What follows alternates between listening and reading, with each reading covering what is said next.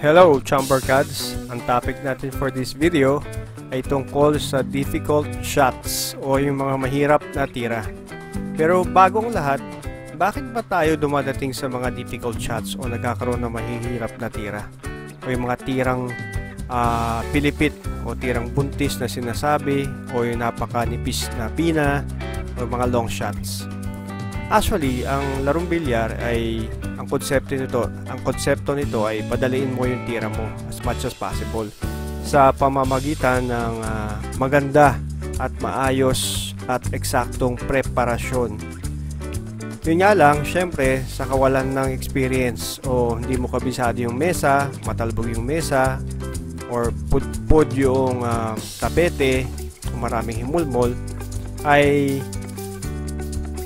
nagkakaroon ng over preparation o kaya ay kapos yung preparation sa bola, hindi sumasakto, natatapat. So ibig sabihin, yun yung kadahilanan na nagkakaroon ng mahirap na posisyon ang puting bola. So ano-ano po ba ang mga problematic shots na i-discuss natin sa video na ito? Unang-una ay yung tirang buntis, yung mga pilipit na tira.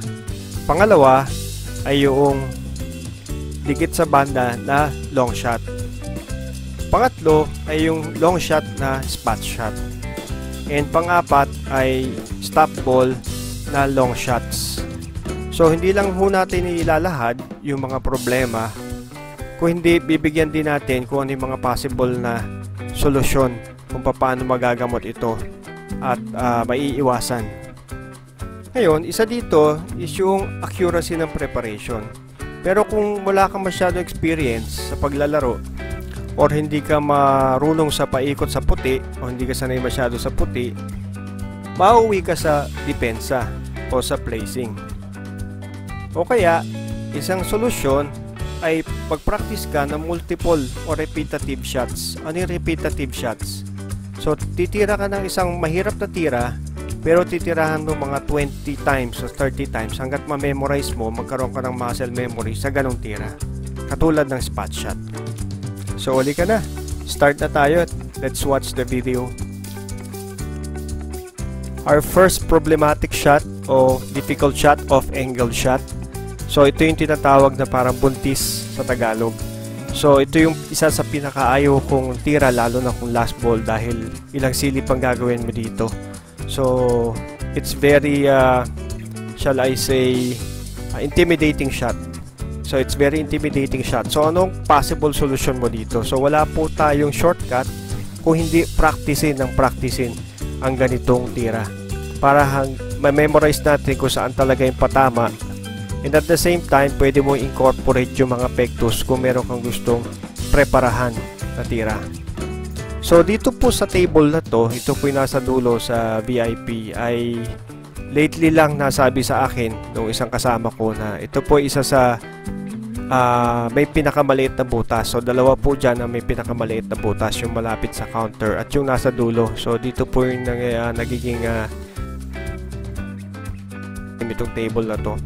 So, maliit po, hamak ang butas nito kaysa sa ibang lamesa. Kaya po medyo mahirap po pala. Buti sinabi sa akin ni Flint. So, shout out kay Flint. Kaya palang hirap mag-shoot dito. So, itong buntis na to, ilang beses ko pong tinira dito, practice, para lang ipakita na tiyaga po ang kailangan natin para ma-memorize yung tirang mga ganitong kahirap. So, mahirap po to lalo-lalo na kung last ball. So, ilang sipat ang gagawin mo dyan, and at the same time, sobrang ingat dapat ang tira mo. So, medyo kinat ko na po yung iba, medyo marami-rami din tayong sablay dyan. At nangawit na po yung aking binti. So guys, when practicing a difficult shot, it's not enough na tinira mo lang siya ng 5 beses o 10 beses. Ang mga champions po, pros, kuminsan hundreds of shots, yun ang pinapractice. Nagpa-practice sila ng ilang beses, so over 100 of shots. So, hindi po sapat lang yung 10 o 20. Pero dito po, honestly, mga naka 25 shots po ako. Kinat ko na lang po just to shorten the video dahil mayroon po tayong ibang topic na i-discuss, ibang difficult shots. So Nung bandang huli po, medyo nakakapako-pako na kung saan yung patama niya. Ayan po, tumayo po ako kasi pag hindi kayo komportable, tayo, tapos tsaka silip ulit, tapos dapa ulit. That's a fundamental. So, ang mga assumptions ko po dito, assuming ay pine-perform nyo yung tamang fundamental. Kung minsan sumasablay kayo sa pocketing, pero tama ang sipat nyo, pero kung minsan mindful kayo doon sa fundamentals nyo, sa tayo nyo, sa bitaw nyo, sa sipat nyo, lalo-lalo na yung stance nyo. Kung minsan doon nagkakaproblema kahit tama naman yung inyong sipat. So, observe lang po na pag ginagawa nyo kahit anong drill, ay observe nyo yung fundamental nyo, stance, praise stroke, at yung eye alignment, and so on.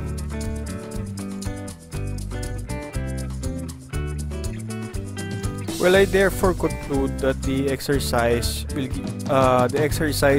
result is more on forming yung muscle memory. So, mini-memorize mo kung saan yung patama.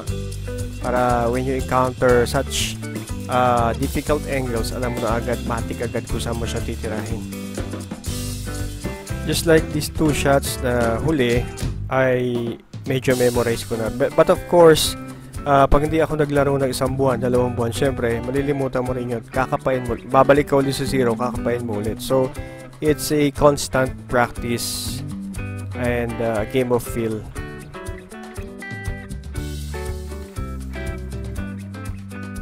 Now, let's go dun sa pangalawang difficult shot, which is yung long rail shot. So, mahirap magpa-shoot ng dikit banda. Tapos, lalagyan mo pa ng pectus para do sa preparation sa susunod na titirahin mo. So, it makes it harder. So, itong exercise na to, kahit hindi nyo ma-perfect, ulit-ulitin nyo lang. Sa tingin ko makakatulong doon sa practice nyo sa long rail shot, yung malayuan. Madaling magpa-shoot ng dikit banda kung malapit yung object ball sa cue ball. Pero yung malayo, so, practicein nyo para kung dumating kayo sa difficult shot o merong ganyan tira o ma-miss-prepare kayo, eh alam nyo kung saan titirahin. So, itong exercise na to, parang nakita ko lang din sa isa sa YouTuber. So, I tried doing it, just ito lang pagkakataon na to. Medyo may kahirapan din kasi unang-una, kinakailangan yung angulo mo ay hindi masyadong matalim yung pina. So, kinakailangan sakto lang. And at the same time, hindi po pwedeng tamaan yung isa sa object ball dahil aangat siya, mawawala siya dun sa dikit banda. So, madideplete yung purpose noong drill o yung practice. So, effective to kasi mapapamiliarize nyo, magkakaroon kayo ng muscle memory doon sa familiarity ng tira sa lahat ng side ng mesa. So again, di nyo lang ito gagawin minsan.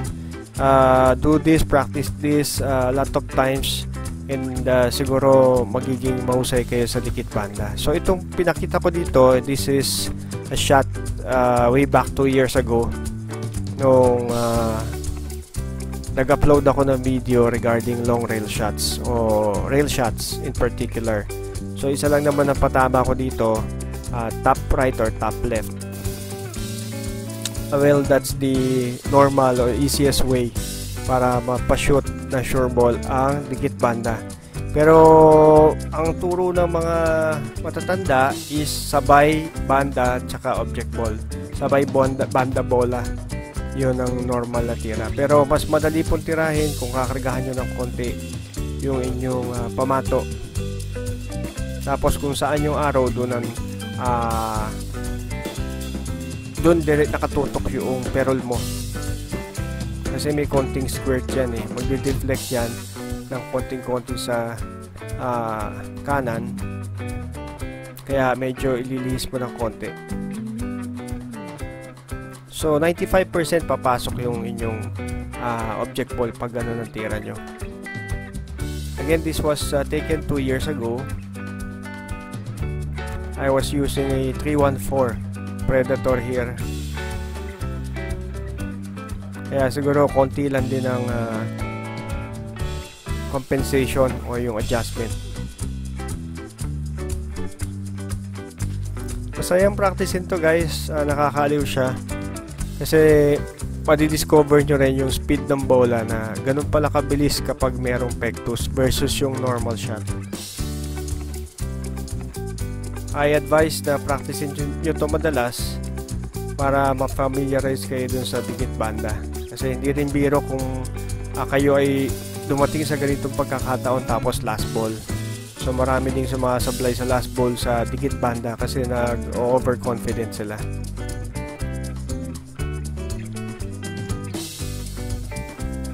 Pag na-familiarize na yung pocketing ng dikit banda, try to incorporate yung iba't ibang saring tira o prepare like ilalim, ilalim kaliwa, ilalim kanan, top right, top left, top spin dito sa rail shots nyo. Kasi iba-ibang takbo, iba-ibang direksyon yung magiging bola nyo kapag in-incorporate nyo yung lahat ng mga pectus na yun.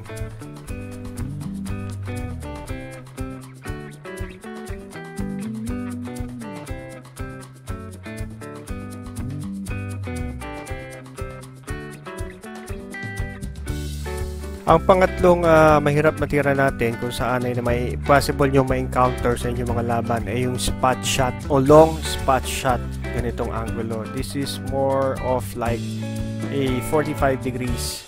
So unang tira ko pasok. Kasi memorize ko medyo memorize ko to ilang beses ko itong pinakita sa old videos ko. Pero may time din na sumasablay.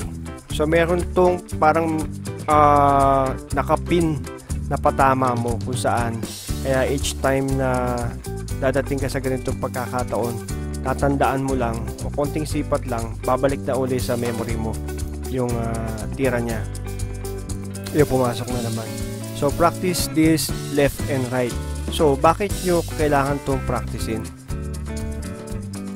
Sabi ko nga po, walang ibang paraan o walang ibang magic formula para solusyonan yung mga difficult na tira. Kasi kahit gusto mo o hindi mo gusto, kahit sa gusto mo hindi, dadating at dadating yung pagkakataon na magkakaroon ka ng difficult shots.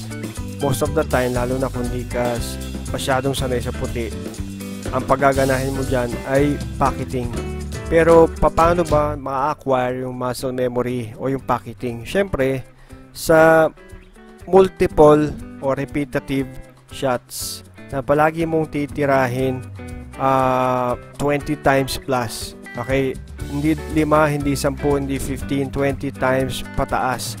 Pag nakaka-shoot ka na ng mga say 17 over 20, pwede mo na sabihin na medyo memorize mo na yung tira na yun, yung angulo na yun. So, practice is still the key.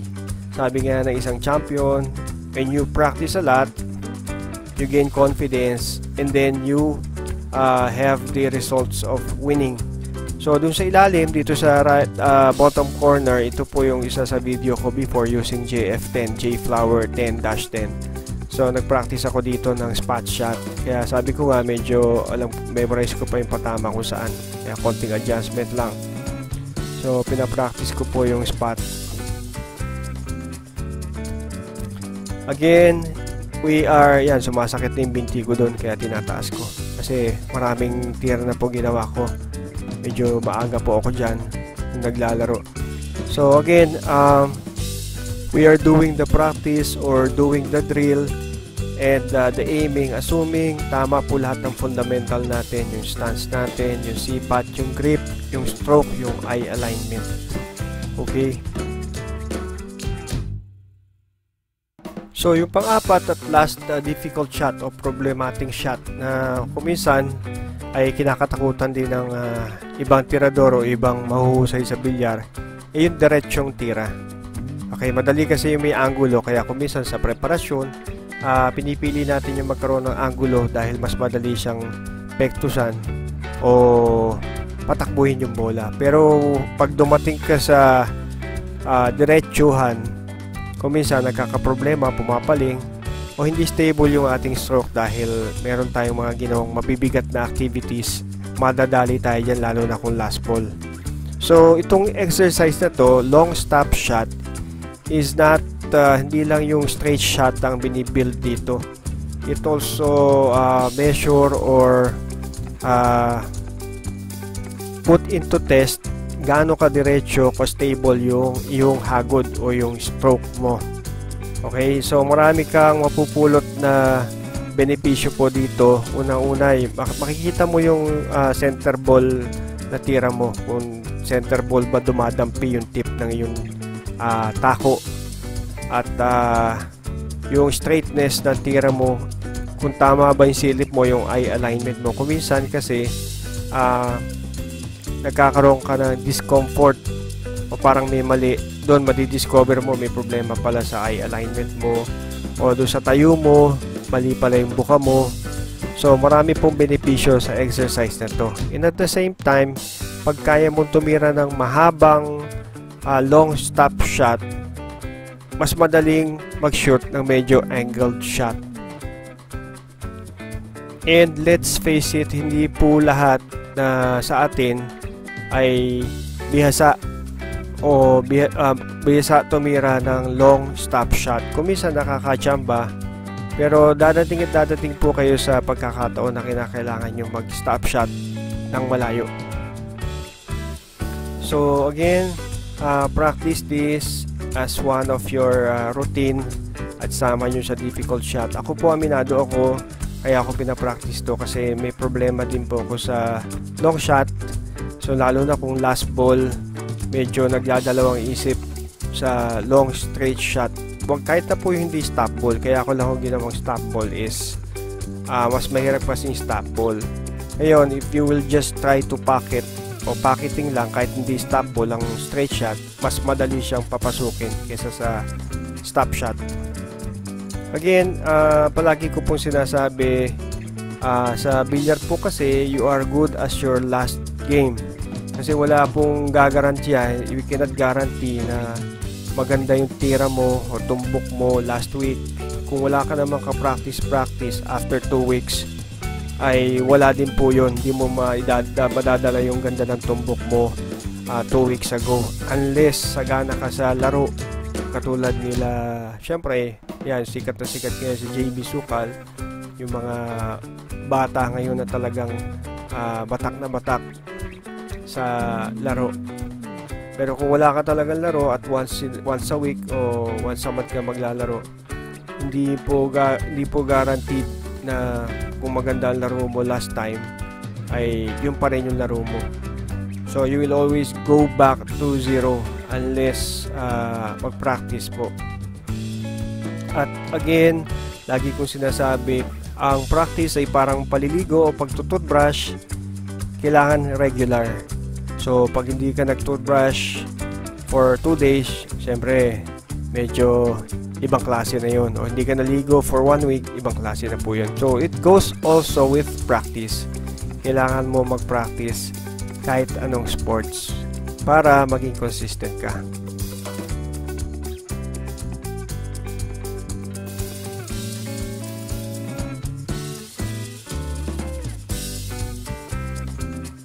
So guys, those are the 4 na naisip ko na madalas ma-encounter na mga difficult shots na kinakailangan natin bigyan ng pansin. Ang solution po dito ay, unless meron kayong ibang solution, pwede nyo po i-share sa comment, mag-comment po kayo. Pero I think it's more on mag-practice kayo ng multiple repetitive shots na po pwede nyo maulit-ulit o mag-create ng muscle memory sa inyong mga pulso at sa inyong mga mata. So that next time you encounter these shots, ay maning-mani na po sa inyo. Unless accurate na po kayo, very accurate na kayo sa preparations, you can make your billiard life so easy.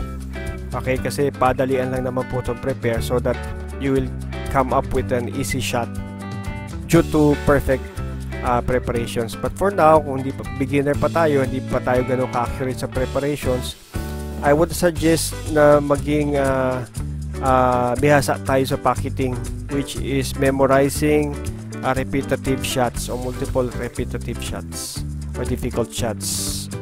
So, good luck po sa practice, and subscribe dun po sa hindi pa nakaka-subscribe, and share and like po this video kung nakatulong po sa inyo.